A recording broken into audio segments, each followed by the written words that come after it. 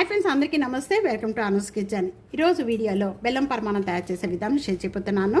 ఎప్పుడు మనం బెల్లం పరమాణం అనేది పండగలప్పుడు కంపల్సరిగా తయారు చేసుకుంటూ ఉంటాము. కానీ కొద్దిసేపటికి అది బాగా చిక్కగా అయిపోయి పాలు విరిగిపోతూ ఉంటాయి. అలా లేకుండా జ్యూసీగా చాలాసేపటి వరకు కూడా మనకి పరమాణం పల్సగా చాలా టేస్ట్గా ఉండాలి అంటే కనుక ఏ విధంగా తయారు చేసుకోవాలనేది ఈ వీడియోలో చాలా సీక్రెట్ ఐటమ్ వేసి తయారు చేసే విధానం చూపిస్తున్నానండి. గుళ్ళో పెట్టే టేస్ట్ రావాలి అంటే నోట్లో పెట్టగానే వెన్నెలాగా కరిగిపోతుంది. అదే టేస్ట్ వస్తుందండి. తప్పకుండా ఈ రెసిపీ ఇదే విధంగా తయారు చేశారంటే మీకు చాలా టేస్ట్గా పరమాణం రెడీ అయిపోతుంది. అది ఎలా అంటారా? వీడియోలోకి వెళ్ళిపోదాం. ఇంకెందుకు, వచ్చేయండి. బెల్లం పరమాణం తయారు చేసుకోవడానికి ముందుగా నేను ఇక్కడ రైస్ నానపెట్టేశానండి. ఒక 10 మినిట్స్ నానపెట్టేశాను. నానపెట్టి చేసుకోవడం వల్ల మనకి రైస్ అనేది బెల్లం పరమాణం చక్కగా వస్తుంది. మనం ఏ కప్పుతో అయితే మనం రైస్ తీసుకుంటున్నామో అదే కప్పుతో అన్ని కొలతలు తీసుకోండి. నేను ఈ కప్పుతో రైస్ తీసుకున్నాను. రైస్ తీసేసి చక్కగా నానపెట్టేసాను. మళ్ళీ ఈ నానపెట్టిన రైస్ అంతా కూడా 2-3 సార్లు బాగా కడగండి. కడిగేసేసి మళ్ళీ మంచి వాటర్ పోసేసి మళ్ళీ నానపెట్టేసేయండి. కొలతలతో తయారు చేసుకున్నారనుకోండి బెల్లం పరమాణం. ఫస్ట్ టైం కూడా తయారు చేసుకునే వాళ్ళు ఈ విధంగా తయారు చేసేయండి, చక్కగా వస్తుంది బెల్లం పరమాణం. ఏ కప్పుతో అయితే మనం రైస్ తీసుకున్నామో అదే కప్తో 4 కప్స్ అనేది నేను పాలు పోస్తున్నానండి. ఇదే కప్పుతో 2 కప్స్ వాటర్. వెంటనే కూడా ముందుగా మనం నానబెట్టుకున్న ఈ రైస్ అంతా కూడా క్లీన్ చేసేసుకొని ఈ వాటర్ లేకుండా ఈ విధంగా వేసేసుకోండి. ఇలా పెట్టే ప్రసాదం టేస్ట్ వస్తుంది ఈ విధంగా తయారు చేశారంటే. ఇక్కడ రైస్ వేసేసిన వెంటనే కూడా ఇప్పుడు మీడియం ఫ్లేమ్ అండి, లో ఫ్లేమ్లో అడ్జస్ట్మెంట్ చేసుకుంటూ కూడా ఈ రైస్ అనేది స్లోగా ఉడకనివ్వండి. అచ్చంగా పాలతో చేసుకోవడం వల్ల అంత టేస్ట్ ఉండదు పరమాణం. చక్కగా దాంట్లో వాటర్ కూడా కలిపి చేసుకోవడం వల్ల చాలా టేస్ట్గా ఉంటుంది. చాలాసేపటి వరకు కూడా మనకి ఇదే విధంగా ఉండాలి అంటే పరమాణం ఈ విధంగా తయారు చేసుకోండి. చూస్తున్నారు కదా, ఇలా కలుపుతూ కూడా లో ఫ్లేమ్లో అలాగే మీడియం ఫ్లేమ్లో అడ్జస్ట్మెంట్ చేసుకుంటూ కూడా ఈ రైస్ అంతా కూడా ఉడికించేసుకోవాలి.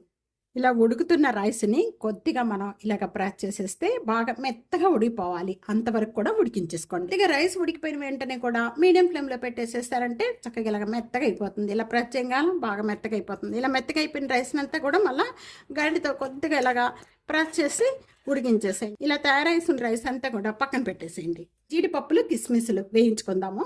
1.5 టేబుల్ స్పూన్ నెయ్యి వేస్తున్నాను. నెయ్యి అంతా కూడా బాగా మెల్ట్ అయిపోయింది. కొద్దిగా నేను జీడిపప్పులు ఒక 10 అలాగే కిస్మిసెస్ కొద్దిగా తీసుకున్నాను. బాగుంటుందండి. మనకి చక్కెర పొంగల్లోకి అలాగే పరమాణంలోకి ఎన్ని జీడిపప్పులైనా కిస్మిసెస్ అయినా వేసుకోవచ్చు. ఒక లెక్క లేదు, దీనికి కొలత అనేది లేదు. ఇలా వేగిపోయిన వెంటనే కూడా ఈ ప్యాన్ తీసేసి పక్కన పెట్టేసుకోండి. ఇప్పుడు మనం బెల్లం పాకం పట్టుకుందాం. ఎక్కువగా బెల్లం అనేది పరమాణానికి పాకం పట్టుకోరు. మనం చక్కెర పొంగల్కే పట్టుకుంటాం. కానీ ఈ విధంగా ఒకసారి ట్రై చేయండి, చాలా టేస్ట్గా ఉంటుంది. ఏ కప్పుతో అయితే మనం రైస్ తీసుకున్నామో అదే కప్పుతో 2 కప్పులు బెల్లం వేస్తున్నాను. కరెక్ట్ సరిపోద్దండి బెల్లం పరమాణంలోకి. మీరు స్వీట్ ఎక్కువగా తినేవాళ్ళు అనుకుంటే కనుక ఇంకా 1 టేబుల్ స్పూన్ బెల్లం వేసుకోండి. ఈ తురిమిలో ఇదే కప్పుతో ఒక 1 కప్ అనేది వాటర్ పోసుకుందాం. పాకం వచ్చే వరకు కూడా మీడియం ఫ్లేమ్లో పెట్టి కలుపుతూ కుక్ చేసేయండి. కొద్దిగా తీసి మనకి ఇదిగోండి ఇలా చూస్తే మనకు పాకం వస్తుందా, ఇదిగోండి ఇలా తీగ పాకం రావాలి. ఇలా తీగ పాకం వచ్చేసిన వెంటనే ఇప్పుడు స్టవ్ అనేది బంద్ చేసేసేయండి. మనం ముందుగా కుక్ చేసుకున్న రైస్ అంతా కూడా చక్కగా ఈ విధంగా బాగా ప్రెస్ చేసేసి ఈ విధంగా కలపండి. చక్కగా అయిపోతుంది వేడి మీద. పాకం వచ్చిన ఈ బెల్లం అంతా కూడా ఇలా వడపోసేసుకొని దీంట్లో వేసేసుకోండి.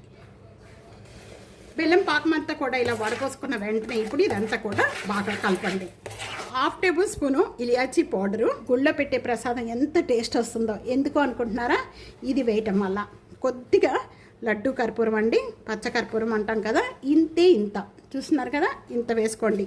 ఇలా వేసుకోవటం వల్ల మంచి టేస్ట్ వస్తుంది. ఇది వేసుకోకపోయినా పర్వాలేదు, కానీ మనం ఇప్పుడు చక్కెర పొంగల్లోనే వేస్తాము. కానీ పరమాణంలో కూడా కొద్దిగా లైట్గా వేసి చూడండి, చాలా టేస్ట్ అదిరిపోద్ది మీకు. ఈ నెయ్యితో పాటు మొత్తం కూడా కలిపేసేయండి. అన్నీ కూడా వేసేసుకొని ఇలా మొత్తం కలిపేసేసేయండి. టేస్ట్గా ఉండే పరమాణం రెడీ అయిపోయింది. సర్వింగ్ ప్లేట్లో తీసుకుందాము.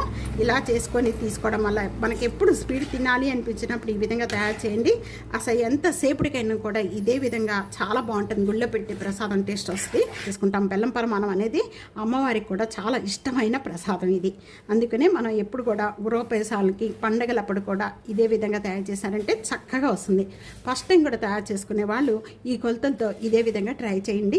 చక్కగా పరమాణం చాలా టేస్ట్గా నోట్లో పెట్టగానే వెన్నలాగా కరిగిపోతుంది, అంత బాగుంటుంది. ఈ రెసిపీ ఇదే విధంగా తప్పకుండా తయారు చేసి మీకు ఎలా ఉందనేది కామెంట్స్లో తెలియచేయండి. వీడియో 4 షేర్ చేయండి, మీ రిలేటివ్స్కి అలాగే ఫ్రెండ్స్ అందరూ షేర్ చేసి లైక్ చేసి టియానాస్ కిచెన్ని సబ్స్క్రైబ్ చేసుకోండి.